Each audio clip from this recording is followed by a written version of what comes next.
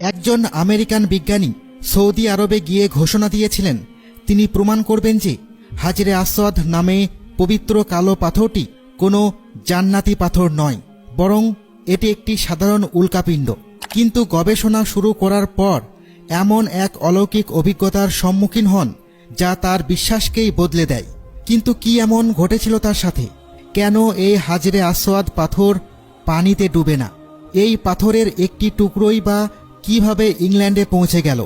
এই সমস্ত চমকপ্রদ প্রশ্নের উত্তর পেতে হলে আমাদের আগে জানতে হবে হাজরে আসওয়াদ পাথর পৃথিবীতে কিভাবে এসেছিল।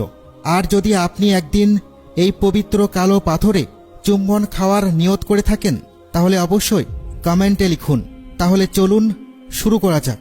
আসসালামু আলাইকুম প্রিয় বন্ধুরা। আরবি ভাষায় এই পবিত্র বস্তুটিকে বলা হয় হাজরে আসওয়াদ, যাকে পবিত্র কালো পাথরও বলা হয়। এটি পবিত্র কাবার পূর্ব কোণে স্থাপিত এবং দীর্ঘদিন ধরে মুসলমানদের আগ্রহের কেন্দ্রবিন্দু হয়ে এসেছে।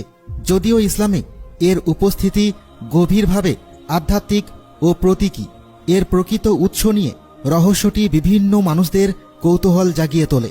হাজরে আসওয়াদের দীর্ঘ ও গভীর ইতিহাস রয়েছে, যা এটিকে ইসলামের সবচেয়ে গুরুত্বপূর্ণ পাথরের মধ্যে একটি করে তোলে।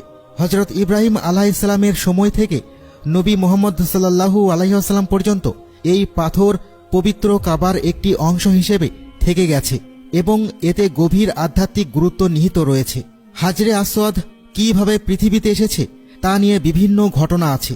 একটি বর্ণনা বলে যে যখন হজরত আদম আলাইহিসসালামকে জান্নাত থেকে পৃথিবীতে পাঠানো হয়েছিল তখন এই পাথরটিও জান্নাত থেকে নেমে এসেছে। এটি তাকে সেই সঠিক জায়গায় নির্দেশ দেওয়ার জন্যই ছিল যেখানে তিনি আল্লাহর প্রথম উপাসনালয় নির্মাণ করবেন। তবে সবচেয়ে প্রচলিত এবং গ্রহণযোগ্য ঘটনাটি হল হজরত ইব্রাহিম আলাইহিসসালাম এবং তাঁর পুত্র হজরত ইসমাইল আলাইহিসসালামের সাথে সম্পর্কিত। এই ঘটনা অনুযায়ী আল্লাহর আদেশে তারা কাবা নির্মাণের শেষ পর্যায়ে পৌঁছালে হজরত ইব্রাহিম আলাইহিসসালাম দেখলেন দেওয়ালের এক অংশে একটি ফাঁকা স্থান আছে। তিনি তার পুত্র ইসমাইল আলাইহিসসালামকে আদেশ দিলেন যেন সেই ফাঁকা স্থানের জন্য উপযুক্ত পাথর খুঁজে আনেন। হজরত ইসমাইল আলাইহিসসালাম সর্বত্র খুঁজেও সঠিক পাথর পাননি। যখন সে পিতার কাছে ফিরল তখন দেখল দেওয়ালে একটি সুন্দর ও দীপ্তিময় পাথর আগে থেকেই স্থাপন করা হয়েছে। সে তার পিতাকে জিজ্ঞাসা করল পাথরটি কোথা থেকে এসেছে। হজরত ইব্রাহিম আলাইহিসসালাম বললেন যে ফেরেশতা জিব্রাইল আলাইহিসসালাম এটি জান্নাত থেকে এনেছিলেন। হজরত মুহাম্মদ সাল্লাল্লাহু আলাইহি ওয়াসাল্লাম থেকে একটি অথেন্টিক হাদিস আছে যা হাজরে আসওয়াদ সম্পর্কে আরও তথ্য দেয়। তিনি বলেন যখন পাথরটি প্রথম জান্নাত থেকে নামল তখন তা দুধের চেয়ে বেশি সাদা এবং উজ্জ্বল ছিল, কিন্তু সময়ের সাথে সাথে এটি কালো হয়ে গেছে, কারণ যারা আল্লাহর কাছে ক্ষমা চাইতে এটিকে স্পর্শ করেছে তাদের পাপের কারণে ধীরে ধীরে এই সাদা পাথরটি কালো পাথরে রূপান্তরিত হয়েছে। আধুনিক যুগে হাজরে আসওয়াদের রহস্য এবং সৌন্দর্য এখনও মানুষের মনোযোগ আকর্ষণ করে। 2021 সালে সৌদি আরব সরকার উন্নত ফটোগ্রাফির কৌশল ব্যবহার করে উচ্চ রেজলিউশনের ছবি প্রকাশ করে।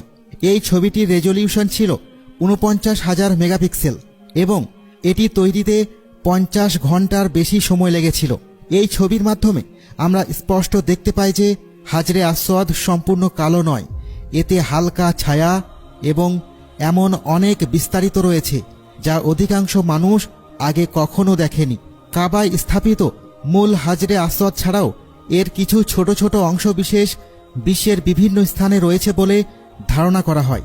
তেমনই একটি অংশ তুরস্কের ইস্তানবুলে অবস্থিত সুলতান আহমেদ মসজিদে সংরক্ষিত আছে। আরেকটি খণ্ড ইংল্যান্ডের একটি জাদুঘরে রাখা হয়েছে এমনটা অনেকেই ধারণা করে। কিন্তু কিভাবে এই পবিত্র পাথরের একটি টুকরো ইংল্যান্ডে চলে গেল? ধর্মীয় ও ঐতিহাসিক গুরুত্বের কারণে হাজরে আসওয়াদ সর্বদা মানুষের এবং বিশেষ করে ভূতত্ত্বের গবেষকদের মনোযোগ আকর্ষণ করেছে। অনেকেই এই বিশেষ পাথরটি কিভাবে গঠিত এবং এটি কি থেকে তৈরি তা বুঝতে চেয়েছেন। এই কারণেই বৈজ্ঞানিক অধ্যয়নের জন্য হাজরে আসওয়াদের একটি টুকরো অবশেষে ইংল্যান্ডে পৌঁছায়, যেখানে এটি আরও কাছ থেকে পরীক্ষা করা যায়। অনেক বছর গবেষণার পর বিজ্ঞানীরা কালো পাথরের উৎস সম্পর্কে বিভিন্ন ধারণা উপস্থাপন করেছেন। একটি জনপ্রিয় তত্ত্ব ছিল যে পাথরটি একটি উল্কাপিণ্ড থেকে এসেছে।